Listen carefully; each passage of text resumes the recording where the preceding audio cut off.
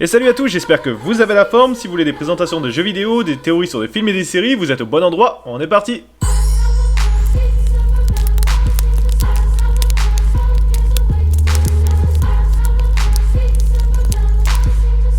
Et ça fait grandement plaisir de vous retrouver aujourd'hui pour une nouvelle vidéo. Mais avant toute chose, je voulais présenter mes excuses de mon absence prolongée sur la chaîne. Mais effectivement, il m'est arrivé quelques bricoles. C'est vrai, j'ai été pas mal malade. Oui, ça, entre autres choses. Bah nous on nous a même dit que vous étiez mort, alors... Oui, bah faudrait pas exagérer non plus. Parce que j'ai aussi eu quelques problèmes avec mon matériel informatique. Tout le monde s'en branle, moi le premier, précisément. Bon bah, puisque c'est comme ça, c'est parti pour la théorie The Witcher.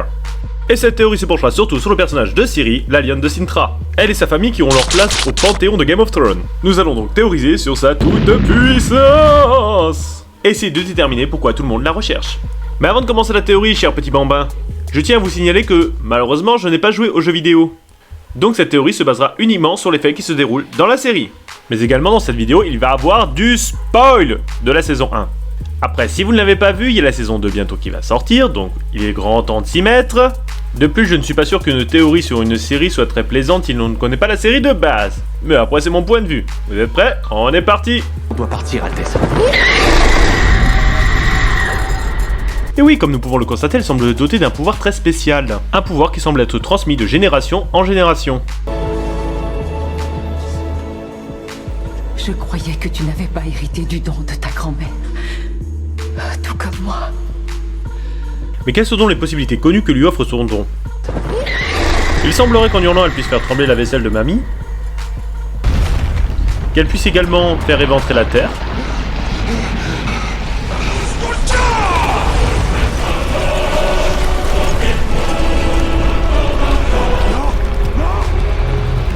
Oulala, la puissance du Dova.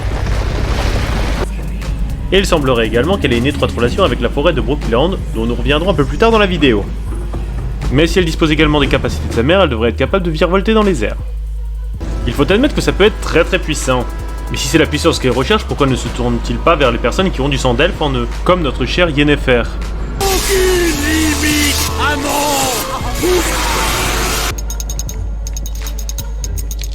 J'ai pas pu résister, l'ami. Et si je vous révélais qu'il s'agissait de Neo de Matrix ou encore de Aang de Avatar?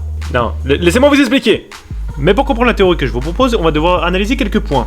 Et l'un de ces points consistera à découvrir pourquoi Cahir la recherche, et ce qu'il recherche exactement. Et pour ceux du fond qui se demandent qui est Cahir, c'est lui! Oui, celui-là, celui que je vous montre, oui, lui! Parce que sans sa croisade, il ne se serait vraiment rien passé. Alors j'entends bien certains et certaines d'entre vous dire qu'il fallait que le royaume tombe afin que Ciri puisse rencontrer Gérald de Rive. Mais si dans la série on s'intéresse un petit peu à ce que veut Cahir, et à la description qui nous est faite de la destinée et de la flamme blanche, on va peut-être pouvoir avoir quelque chose d'extraordinaire. Et pour cela, nous allons rapidement nous remémorer de ce que recherche Cahir, suivi de mon analyse sur la destinée et la flamme blanche. Au début, ça va peut-être vous paraître un peu chiffon, mais une fois qu'on aura vu tous les détails et tout mis bout à bout, vous allez voir, vous n'allez pas en revenir. Alors commençons par le commencement et allons directement voir quel est le but de la quête de Cahir. Tout ce que je veux, tout ce que j'ai toujours voulu, c'est vous épauler pour que s'accomplisse votre destin. La flamme blanche nous a rapprochés. Vous êtes la clé d'absolument tout, Cyrilla. Qu'est-ce que vous voulez? Qu'est-ce que vous cherchez?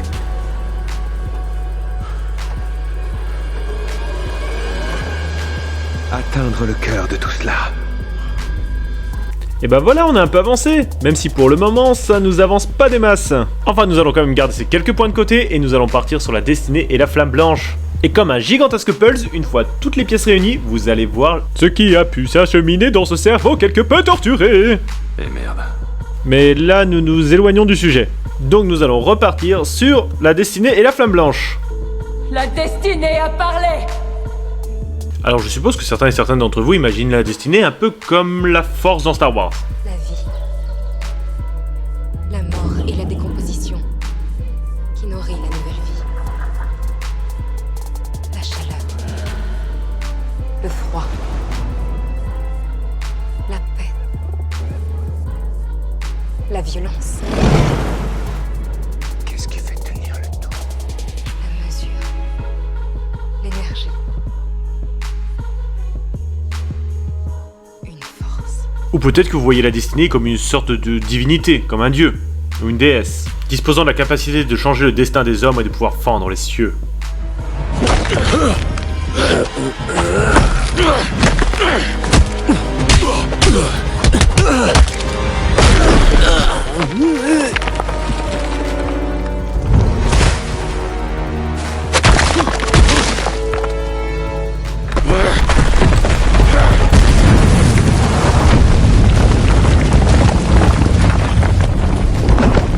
Et si je vous révélais que pour ma part c'est un mix des deux et qu'on peut même observer la destinée dans la série? Dur à croire, pensez-vous peut-être? Et bah peut-être pas tant que ça. Et pour cela nous allons revenir sur la forêt de Brokilon dont je vous avais parlé un petit peu plus tôt dans la vidéo. La descendante de Calante est dans la forêt de Brokilon. 10 000 hommes sortis de nos rangs devraient pouvoir l'envahir. Ou disons 12 000. Ferme-la. On ne pénètre pas dans la forêt de Brokilon par les armes. Comme nous avons pu le constater, cette forêt semble à la fois mystique mais en plus très dangereuse parce que même 9000 voire 12 000 hommes ne seraient pas suffisants pour entrer dans la forêt de Brookland. En même temps, toute personne qui semble s'en approcher semble recevoir un carreau d'arbalète en plein dans le thorax. Surprise, motherfucker!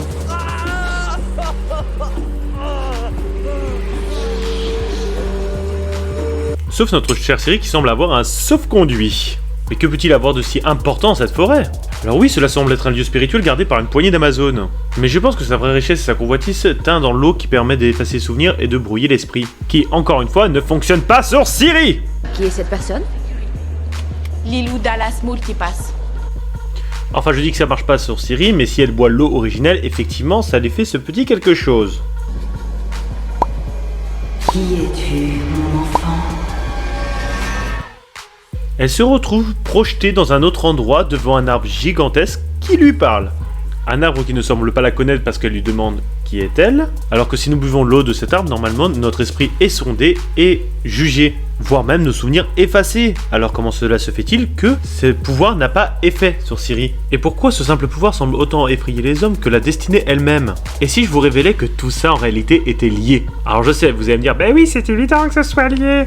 Mais, si nous décidions de nous poser 2 secondes et d'imaginer que cet arc que nous voyons est une représentation de la divine destinée, à la fois matérielle et spirituelle, connectée à toute chose vivante, dont normalement nul ne peut atteindre, un peu comme le monde spirituel dans Avatar, à part l'Avatar en question. Je pense que vous commencez à comprendre là où je veux en venir. Et si la Flamme Blanche était également une sorte de divinité d'un autre plan, en constant conflit avec la destinée, et dont la Flamme Blanche aurait choisi Cayr comme champion, un peu comme Arthas pour le roi Lich pour ceux qui ont la référence de World of Warcraft, Cayr se révélerait donc un méchant malgré lui, ce qui nous apporterait un magnifique retournement de situation. Et c'est maintenant que vous commencez à vous demander mais quel est le rapport avec Ciri, je suppose.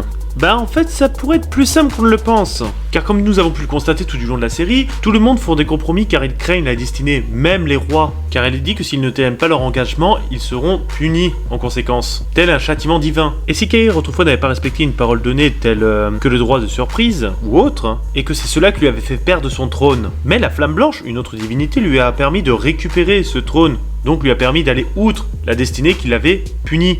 Et que de plus la Flamme Blanche lui aurait promis qu'il était possible de ne plus craindre cette destinée, qu'il suffirait de la détruire ou de la tuer. Mais pour la tuer ou la détruire, il faut déjà pouvoir l'atteindre. Et c'est là que Ciri rentre en ligne de compte. Si elle dispose de la capacité de pouvoir atteindre la destinée, la détruire est donc possible, ce qui rendrait la totale pouvoir au souverain existant. Après, nous pouvons pousser le bouchon encore plus loin en nous posant la question de comment cela se fait que Ciri, et plus particulièrement toute sa famille, ait un don qui leur permet d'accéder à la destinée. Alors là, je n'ai pas forcément la réponse, mais je suppose que ça devait être une lignée de personnages très puissants qui ont scellé autrefois la destinée et la Flamme Blanche dans des mondes différents du leur. Je pense même que c'est à partir de cette époque-là que la purge des elfes ont commencé. Car effectivement, je ne pense qu'il n'y avait pas que les elfes qui savaient correctement utiliser le chaos, ou la magie selon le point de vue, et qu'ils devaient même être très faibles par rapport à d'autres êtres disposant d'encore plus de magie ou de chaos en eux. Il se peut même que les elfes ont appris aux humains à utiliser le chaos pour affronter et sceller ces créatures. Une fois fait, les humains avides de pouvoir se sont retournés contre les elfes, les ont éliminés et ont pris le total pouvoir. Mais l'influence de ces êtres tels que la destinée semble toujours disposer d'un certain contrôle sur eux, comme si ces êtres étaient liés au chaos et tant qu'on était connecté au chaos, il n'était impossible de s'en défaire. Après là je vous l'admets, là je suis en train de partir totalement dans une théorie pendant que je suis en train de faire ma vidéo. Mais quels que soient les véritables événements qui se sont produits dans le passé, si la destinée est bel et bien une divinité vivant dans un autre plan, agissant et contrôlant le destin des hommes en leur infligeant des punitions si cela ne respecte pas leurs paroles, et que le but de Cayr est de mettre fin à tout ça afin de retrouver son libre arbitre, La flamme blanche aurait très bien pu révéler à Kahir que Cyrilla était la clé pour pouvoir atteindre le cœur du monde où se trouve actuellement la destinée, et que cela était la destinée de Cyrilla depuis le tout début. Cela expliquerait les motivations et les raisons de Kahir de faire ce qu'il fait. Et au final, nous avons pu retrouver tous les points énoncés par ce dernier. Mais oui, c'est clair. Après, il n'est pas impossible que l'histoire soit complètement différente de ce que je viens de vous citer. Il ne faut surtout pas oublier que mes vidéos restent purement théoriques, et de plus il s'agit des miennes, donc il n'est pas impossible qu'il y ait des failles ou d'autres arguments qui appuient cette théorie. Il n'est pas non plus impossible que Ciri soit une incarnation de la destinée, ce qui expliquerait pourquoi certains membres de sa famille ne disposent pas de ce don, et que Ciri le révèle qu'une fois que sa mère soit déjà morte. Car effectivement, cette série s'avère très complexe. Rien que dans le visionnage de cette dernière, les événements et les époques sont tout chamboulés, mélangés les uns avec les autres, ce qui nous perd au début de la série et va à se retrouver au milieu, voire la fin pour certains. Cela étant, je trouve l'univers très riche et étendu, et je dis à supposer qu'il y a plein d'autres possibilités, dont la vraie si celle-ci ne l'est pas. Il se peut même qu'il y en ait une autre que vous avez et qui est la bonne, donc n'hésitez pas à la partager dans les commentaires, cela va de soi. J'espère tout de même que cette vidéo vous aura plu et diverti, mais avant que vous partiez, petit message s'il vous plaît, restez là! Car il y a un de mes abonnés, enfin je crois qu'il est abonné, sinon abonne-toi, qui m'a demandé de faire une suite de la vidéo sur Skyrim. Alors tout d'abord je tiens à te remercier pour ton commentaire, mais aussi vous énoncer mon petit problème informatique que j'avais parlé en début de vidéo, était en premier lieu le père de tous mes rushs lors de la mise à jour Windows 11 sur mon PC, et une fois tous ces derniers récupérés, bah mon matériel de montage ne fonctionne plus sur Windows 11 également. Alors du coup je vais remercier très chaleureusement Chalout34 pour me permettre de sortir cette vidéo via le même logiciel de montage que j'avais au préalable, mais de chez elle. Donc au niveau du menu et de tout le reste ça va beaucoup changer normalement dans les prochaines vidéos si je trouve un autre logiciel de montage. Et à ce propos, comme vous avez pu le remarquer, je change assez souvent de mes musiques de présentation de ma chaîne. Ce n'est pas tant par choix que par obligation due à des droits d'auteur. Alors oui, certaines musiques vont passer sans les droits d'auteur à certains moments, et par d'autres la diffusion de ma vidéo ne sera pas autorisée via des droits d'auteur. Alors ça je ne me l'explique pas. Donc même si je garde le même logiciel, cela risque de changer à l'avenir jusqu'à ce que je trouve des musiques et des images qui ne sont pas soumis à des droits d'auteur. Et également pour ça, si vous avez des idées de musique qui ne seront pas soumis à des droits d'auteur et que vous aimeriez entendre en fond sur ma chaîne, n'hésitez pas aussi à les partager dans les commentaires, ça me ferait très plaisir de voir ça. Voilà, vous en savez un peu plus, je vous dis à la prochaine pour une nouvelle vidéo. Et oui, malgré la maladie, le problème informatique, la fatigue, le travail, etc., je vais continuer à vous faire des vidéos, donc n'hésitez pas à vous abonner pour n'en rater aucune. Et le petit pouce bleu pour me faire plaisir. Allez, bisous.